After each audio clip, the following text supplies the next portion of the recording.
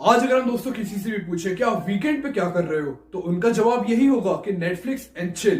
पर आप लोगों को पता है दोस्तों, नेटफ्लिक्स से भी पहले अर्ली 90s में इस मार्केट का लीडर कोई और ही था।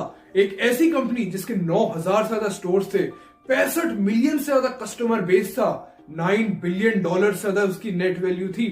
फिर क्या हुआ उस कंपनी के साथ कि आज वो फेल हो चुकी है?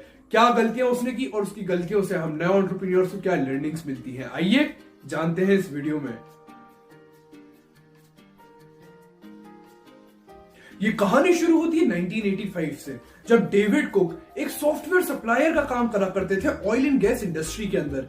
तभी उनकी वाइफ सैंडी कुक ने देखा कि लोगों के बीच में मूवीज का क्रेज बहुत ज्यादा बढ़ चुका है। लोग सीडियां ले लेके अपने घर के अंदर बैठ के मूवियां देखा करते हैं, सीडीज को वो खरीदते हैं, जिसकी वजह से हर नई मूवी आने पे उनको सीडीज खरीदनी पड़ती है। और हर बार मूवीज की सीडी खरीद खरीद के अब लोग फ्रस्ट्रेट हो चुके हैं, क्योंकि बहुत सारा पैसा उनका ऐसे ही वेस्ट हो जाता है। मूवी एक बार देखी, उसके बाद सीडी कौन ही देख रहा है वापस से।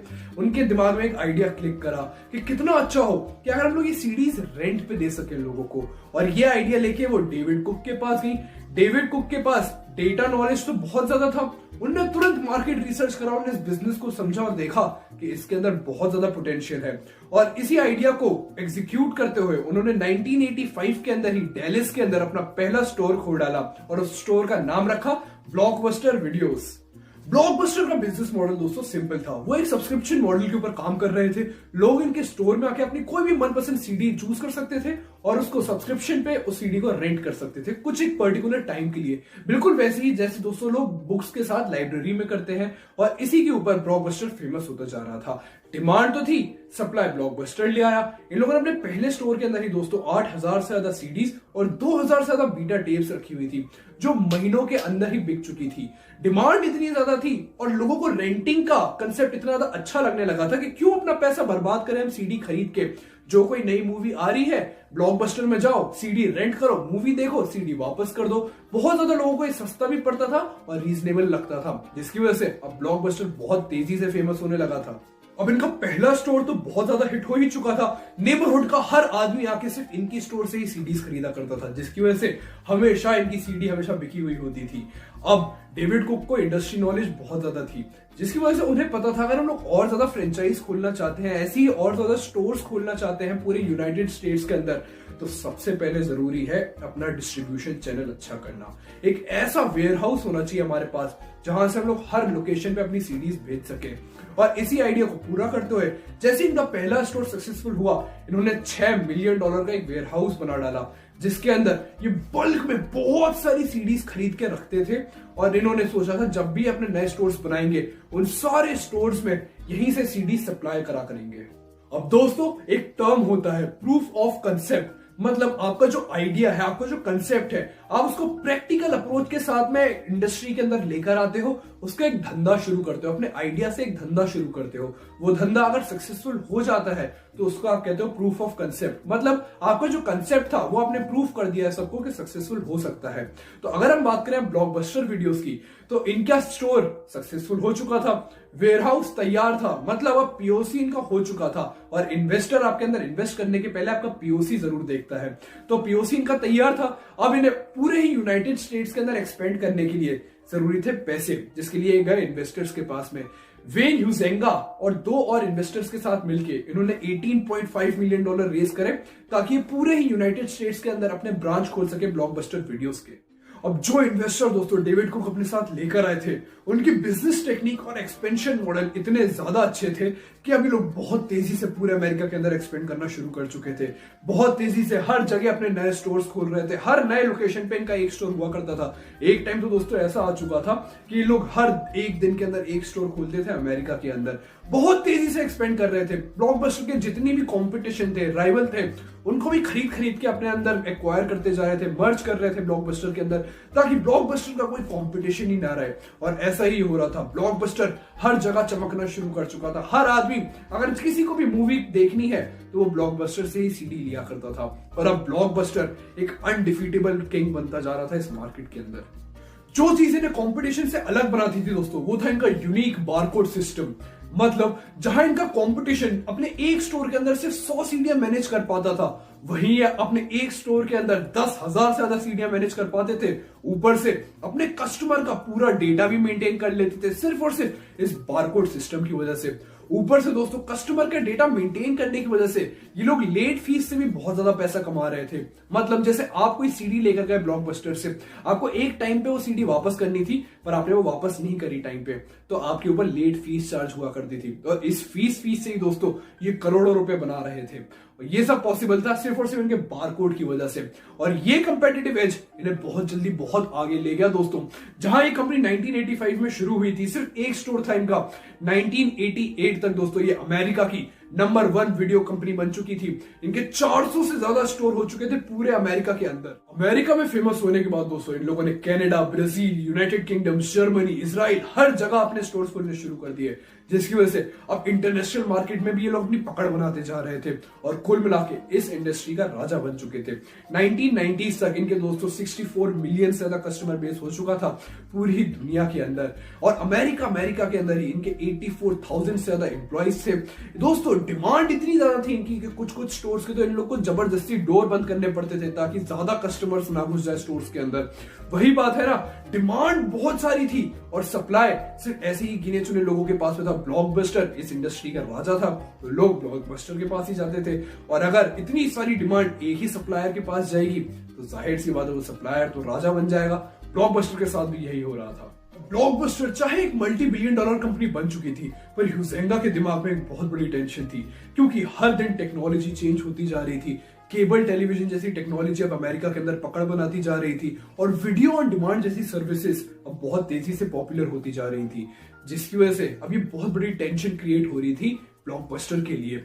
यही काफी नहीं था कि टिम वार्नर ने अनाउंस कर दिया 1991 में कि वो अपने केबल सिस्टम को अपग्रेड कर रहे हैं, जिसकी वजह से ब्लॉकबस्टर को एक बहुत बड़ा झटका लगा।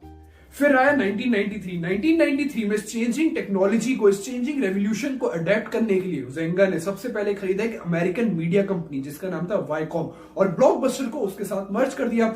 फिर ये चाहते थे खुद की एक केबल टेलीविजन कंपनी को खरीदना ताकि एक खुद की केबल टेलीविजन कंपनी लॉन्च करी जाए। पर दोस्तों इस वीडियो बिजनेस के अंदर, वीडियो रेंटिंग बिजनेस के अंदर हर दिन 1993 के बाद चैलेंजेस आने शुरू हो गए थे। हर दिन कोई नई मुसीबत आ जाती थी, जिसकी वजह से ह्यूजेंगा के सर पे बहुत ज्यादा बर्डन था। और कुछ टाइम बाद दोस्तों उन्होंने सोचा ये इतना बर्डन संभाल नहीं सकते, और 1994 तक उन्होंने ब्लॉकबस्टर को क्विट कर दिया, अपनी पोजीशन से हट गए और ब्लॉकबस्टर छोड़ के चले गए। 1994 तक दोस्तों ब्लॉकबस्टर 8.6 बिलियन डॉलर की कंपनी थी, और इनके छोड़ के जाने के बाद में वाईकॉम ने पूरा बिजनेस अपने अंदर टेक ओवर कर लिया। ह्यूजेंगा की कंपनी छोड़ने के बाद कंपनी बहुत ज्यादा स्ट्रगल करने लग गई।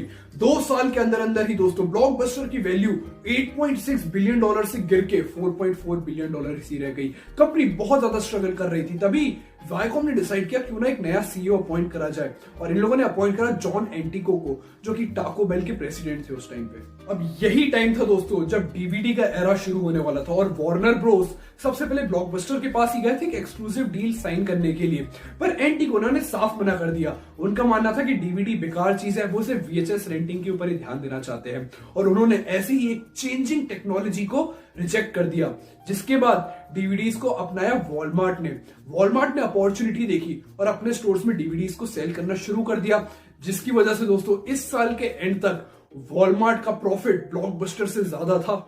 एंटिको दोस्तों पूरा ध्यान लगाए बैठे थे एक्सपेंड करने में, इंटरनेशनल मार्केट में स्टोर्स खोलने में, कस्टमर बेस बड़ा करने में, जिसकी वजह से जो चेंजिंग टेक्नोलॉजी थी, जो हर दिन टेक्नोलॉजी चेंज होती जा रही थी, उसके ऊपर एंटिको बिल्कुल ध्यान नहीं दे रहे थे। डीवीडी में तो ये ब्लंडर कर ही चुके थे, पर एक बहुत बड़ा चैलेंज इनके सामने आने, जो खुद गलतियां ना करके दूसरों की गलतियों से सीखे और अपना टाइम बचाए, उसी को तो एक स्मार्ट एंटरप्रेन्योर कहते हैं। और रीड हेस्टिंग ऐसे ही एक स्मार्ट एंटरप्रेन्योर थे। वो एक कस्टमर थे ब्लॉकबस्टर के, जो ब्लॉकबस्टर से जा जाके रेंट पे सीडीज लिया करते थे। पर एक बार की बात है, उन्होंने एक सीडी रेंट करी ब्लॉकबस्टर से, पर उसको लौटाने में थोड़ी देर कर दी, जिसकी वजह से $40 का लेट फीस चार्ज कर दिया गया उनके ऊपर। तब उन्होंने देखा, वो बहुत ज्यादा फ्रस्ट्रेट हो गया और उन्होंने देखा कितना बेकार कंसेप्ट है, कितना अच्छा होगा लोगों के घर पर ही सीडीज पहुंच जाए और उनसे वापस ले ली जाए एक टाइम आने पर ही, और ऐसे ही कितना ज्यादा कन्वीनियंट बन जाए सब कुछ लोगों के लिए। और इसी आइडिया को एग्जीक्यूट करते हुए 1997 के अंदर इन्होंने लॉन्च करा नेटफ्लिक्स। इस चीज का मार्केट तो ब्लॉकबस्टर ने क्रिएट करा था, पर नेटफ्लिक्स ने ब्लॉकबस्टर की गलतियों से सीख के उसको और बेहतर वर्जन लॉन्च कर दिया लोगों के लिए, जिसकी वजह से अब लोग नेटफ्लिक्स को ही चूज कर रहे थे। लोगों को बहुत ज्यादा कन्वीनियंट लग रहा था कि रेंटिंग सर्विस, घर पे बैठे बैठे सीडी आ जाएगी, घर से ही हमारे ले जाएंगे, भला इससे बेहतर क्या है। अब लोग नेटफ्लिक्स का सब्सक्रिप्शन लेने लगे थे, जिसकी वजह से अब ब्लॉकबस्टर का मार्केट शेयर नेटफ्लिक्स खाते जा रहा था। पर यहां भी दोस्तों एंटिको की हार नहीं हुई थी। नेटफ्लिक्स ने अर्ली 2000s के अंदर एंटिको को ऑफर दिया कि आप हमारी कंपनी $50 मिलियन में खरीद लो, पर एंटिको ने साफ मना कर दिया नेटफ्लिक्स को कि ये कंपनी नहीं चलने वाली। और ये शायद दूसरी सबसे बड़ी गलती करी थी एंटिको ने। 2003 तक दोस्तों नेटफ्लिक्स इस मार्केट में पकड़ बना चुका था, ब्लॉकबस्टर का मार्केट शेयर छीन चुका था, उससे उसका आधा प्रॉफिट भी नेटफ्लिक्स छीन चुका था। हर आदमी की प्रेफरेंस अब नेटफ्लिक्स ही बन चुकी थी, ब्लॉकबस्टर को कोई पूछ ही नहीं रहा था। जब एंटिको ने ये देखा तो उन्हें रियलाइज हुआ कि उनसे बहुत बड़ी गलती हो गई है। अब इन्होंने सोचा क्यों ना इस मार्केट में आया जाए, और 2004 के अंदर खुद की डीवीडी सब्सक्रिप्शन ऑनलाइन मॉडल शुरू करा। पर तब तक बहुत देर हो चुकी थी, नेटफ्लिक्स आधा मार्केट कैप्चर कर चुका था और अब लोग इस चीज को पूछ ही नहीं रहे थे ब्लॉकबस्टर की, जिसकी वजह से अब इन्होंने सोचा कुछ नया करना पड़ेगा। 2007 के अंदर इन लोगों ने एक नया कैंपेन लॉन्च करा, टोटल एक्सेस, जिसमें जब भी एक आदमी अपनी सीडी वापस करता था ब्लॉकबस्टर को, उसको नई सीडी अपने आप मिल जाती थी। इस आइडिया की वजह से, इस कैंपेन की वजह से इनका प्रॉफिट थोड़ा तो बढ़ा, पर ज्यादा नहीं। एंटिको के ऊपर प्रॉफिट्स बढ़ाने का बर्डन दोस्तों हर दिन बहुत ज्यादा आने लगा था, जिसकी वजह से फाइनली एंटिको ने क्विट कर दिया ब्लॉकबस्टर को। उनके जाने के बाद जेम्स कीज ने टेक ओवर करा उनकी पोजीशन को। जेम्स के आने के बाद उन्होंने सबसे पहले ये जो फ्री मूवी की डील थी इस कैंपेन की, उसको कैंसिल कर दिया और प्रॉफिट बढ़ाने के लिए इन्होंने अपनी डीवीडीज की प्राइस भी बढ़ा दी। जहां ये प्राइस बढ़ा रहे थे, नेटफ्लिक्स कम कर रहा था, जिसकी वजह से अब लोगों ने पूछना ही बंद कर दिया ब्लॉकबस्टर को। हर आदमी सिर्फ नेटफ्लिक्स के पास जाने लगा और यहां से नेटफ्लिक्स की ग्रोथ शुरू हो चुकी थी। एक कंपनी दोस्तों जिसकी वैल्यूएशन $8.6 बिलियन थी, 2010 में इन्होंने बैंक्रप्सी फाइल कर दी। $900 मिलियन का डेट था इनके ऊपर। क्या गलतियां करी इतनी बड़ी कंपनी ने जो उन्होंने अनदेखा कर दिया, पर उनकी गलतियों से हम नए एंटरप्रेन्योर्स को क्या लर्निंग्स मिलनी चाहिए, आइए आगे ध्यान से समझने की कोशिश करते हैं। Number 1, inability to pivot quickly. Blockbuster दोस्तों बहुत ज्यादा रिजिड था अपने अप्रोचेस के ऊपर, बहुत ज्यादा रिजिड था अपने अंदर चेंज लाने के लिए। वहीं नेटफ्लिक्स दोस्तों नई नई चीजें दे रहा था लोगों को। मेल ऑनलाइन सब्सक्रिप्शन मॉडल लोगों को कितना ज्यादा कन्वीनियंट लग रहा था कि कौन ब्लॉकबस्टर्स की लाइन में जा जाके खड़े हो, पहले सीडी रेंट करे फिर उसको वापस देने भी जाए। और लोगों को बहुत ज्यादा कन्वीनियंट नेटफ्लिक्स लग रहा था कि ऑनलाइन अपनी कोई भी मनपसंद सीडी ऑर्डर करो और 2 दिन के अंदर अंदर वो आपके मेल बॉक्स पर होगी और वही लोग आपसे सीडी वापस भी ले जाएंगे। घर बैठे रहो, कुछ काम करने की जरूरत ही नहीं है। और ब्लॉकबस्टर ये देख रहा था कि नेटफ्लिक्स इस मॉडल के साथ में सक्सेसफुल हो रहा है, पर ब्लॉकबस्टर ने 6 साल लगा दिए एक अपनी ऑनलाइन सर्विस लाने में। जो दोस्तों बहुत तेजी से काम ना करे ना बिजनेस के अंदर, जो रिजिड रहे, चेंजेस ना लाए बिजनेस मॉडल में, उसका फेलियर पक्का होता है। नेटफ्लिक्स के फाउंडर रीड हेस्टिंग्स का कहना यह था कि बहुत कम ये होता है कि कंपनी बहुत तेज आगे बढ़ने की वजह से फेल हो गई, पर दोस्तों कंपनी अगर बहुत धीरे आगे बढ़े ना तो उसका फेलियर पक्का है, ये रीड हेस्टिंग्स ने कहा था। और ब्लॉकबस्टर के साथ में यही हुआ, वो चेंजेस लाना नहीं चाहते थे। वहीं दूसरी कंपनीज लोगों की प्रेफरेंस को जानकर बहुत आगे निकलती जा रही थी और ब्लॉकबस्टर अपने अड़ियल ट्रेडिशनल अप्रोचेस पर लगा हुआ था। इसलिए अगर आप सक्सेसफुल होना चाहते हो दोस्तों एक कंपेटिटिव मार्केट के अंदर, तो हर नई टेक्नोलॉजी को अडेप्ट करना, लोगों की प्रेफरेंसेस को समझना और बहुत जल्दी अपने अंदर चेंजेस लाना नए समय के साथ में जरूरी होता है, वरना आप समय के साथ बहुत पीछे रह जाओगे।